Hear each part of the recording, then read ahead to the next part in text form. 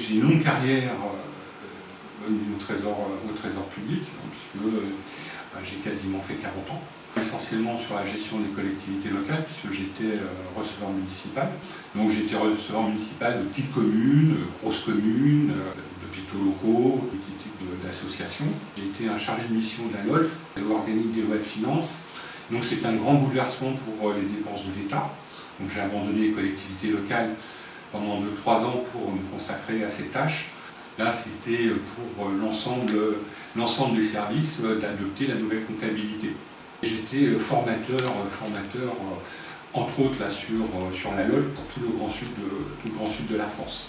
Dans ce cadre-là, j'ai énormément bossé avec le ministère du Budget, parce que la réflexion, c'était comment est-ce qu'on fait descendre la LOLF à tous les étages de la sphère finance publique. C'est pour ça qu'à la fin de ma mission, on a demandé à l'université de Montpellier de mettre en place justement cette nouvelle démarche. Donc là, l'objectif, effectivement, c'était de les préparer au grand bouleversement. Ensuite, on a demandé de participer à la fusion des universités. Je suis resté donc l'agent comptable de cette structure. Donc là, un gros chantier à la fois budgétaire, de remise à niveau, en comptabilité, et essentiellement aussi toutes les procédures de contrôle de gestion, de contrôle interne, etc. Je suis conseiller municipal, en charge bien sûr des finances publiques, y compris à la communauté de communes. Il faut aussi savoir, quelque part, la comptabilité, c'est le parent pauvre en France. Ça gêne, ça dérange, ça n'amuse pas. Alors si, une fois par an, il y a un résultat. Mais en fait, c'est tout au long de l'année.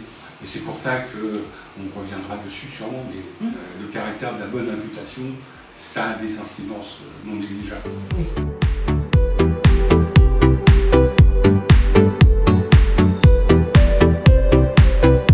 C'est la problématique de l'imputation comptable. Ce n'est pas uniquement une imputation simple, basique. La réflexion, c'est la nature de la dépense. Soit c'est du fonctionnement, soit c'est de l'investissement. Et donc ça a une incidence pour les communes. Pourquoi? Parce que si la dépense va en section d'investissement, il y a la possibilité de récupérer le FCTVA. Donc le FCTVA, ce sont des crédits budgétaires, c'est de l'argent, c'est un vrai plus. Donc l'avantage et une des problématiques des collectivités, c'est d'avoir la garantie, d'avoir une bonne imputation. Pourquoi? Parce que derrière, il y a des questions de rejet par le comptable. Par contre, il y a une récupération par le biais du fonds de compensation TVA. Alors, ce n'est pas la totalité, il ne récupère pas 20%, mais il faut absolument que la dépense soit en investissement. Donc ça, c'est vraiment un gros souci, et le but du guide d'imputation, ça permet effectivement de faire la distinction entre ce qui peut être en fonctionnement et ce qui peut être en investissement, puisque là, on se réfère au texte normatif sur le sujet. Deuxième point, ce sont les pièces justificatives.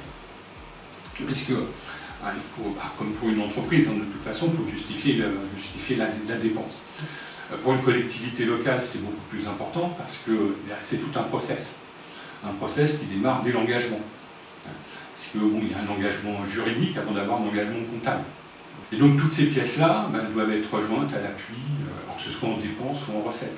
Là, c'est un autre aspect des relations entre le comptable et puis la collectivité locale, dans la mesure où le comptable, lui, est responsable sur ses données personnelles de toutes les opérations. Donc il faut bien qu'il s'assure qu'à l'appui du mandat ou du titre de recette, il y a bien la pièce concernée. Donc ça peut être une simple facture, ça peut être un contrat, ça peut être une convention, ça peut être un marché. Le troisième problème, c'est la mission de conseil qui a été dévolue, puisque ça fait partie des obligations entre guillemets régaliennes à un comptable public. C'est le conseil auprès des collectivités locales. Vous n'ignorez pas qu'il y a près de 35 000 communes en France. Il y en a combien de moins de 500 habitants? C'est la majeure partie, je crois. La moitié, c'est énorme. Alors, vous prenez les moins de 500, mais vous pouvez aussi rajouter les moins de 1000. Au service administratif, il y a deux personnes. Des GS et puis un agent qui passe uniquement les dépenses, mais qui ne maîtrise absolument rien du tout, parce que pas le temps, etc. Donc ces communes-là, elles sont laissées à l'abandon.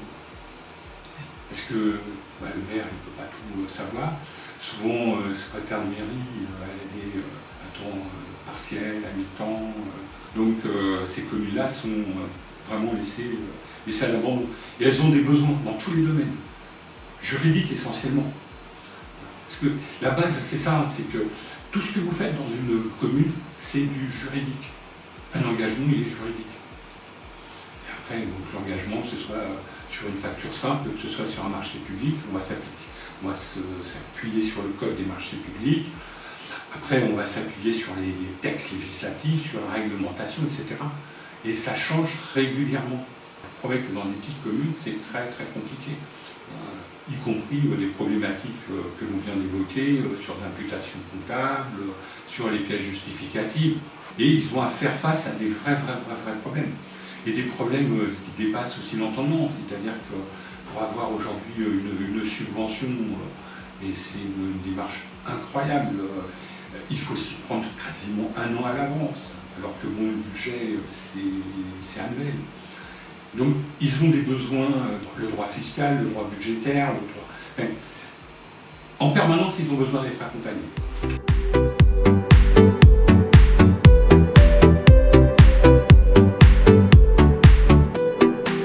En fait, Lexiconta, il répond vraiment à un besoin à la fois de transparence, éviter les rejets pour avoir la même lecture. C'est-à-dire que c'est un ouvrage qui est à la fois validé par les collectivités, à la fois validé par les finances publiques.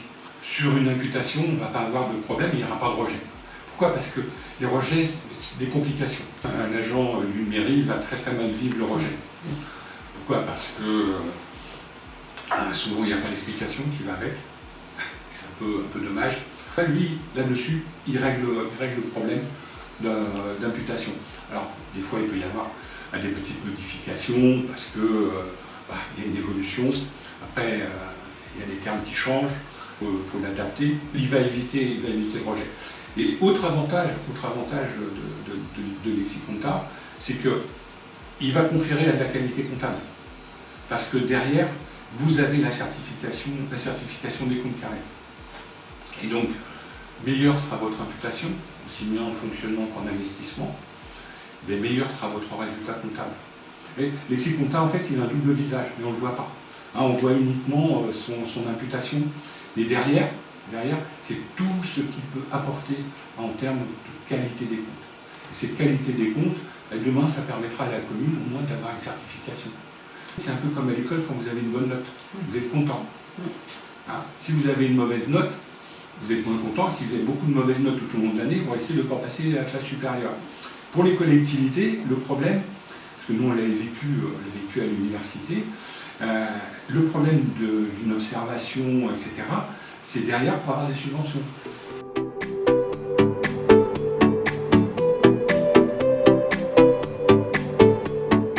On va aboutir à la certification des comptes et au contrôle interne en amont. C'est devenu indispensable. Le citoyen a besoin d'avoir une information. Alors, même si ça va être une lecture un peu particulière, mais c'est le but, c'est la justification des comptes à l'euro près. C'est une nécessité pour maintenir à la fois le dialogue avec les usagers et puis surtout la confiance dans nos structures et dans nos élus. Les communes vont avoir un grand bouleversement avec l'AN 57. Avant, ils géraient des crédits budgétaires, ils ne géraient pas des euros. Dans leur esprit, le budget bien entendu, il est en euros, on est d'accord, mais pour eux, c'était pas eux qui touchaient la trésorerie. C'est la comptable. C'était le comptable.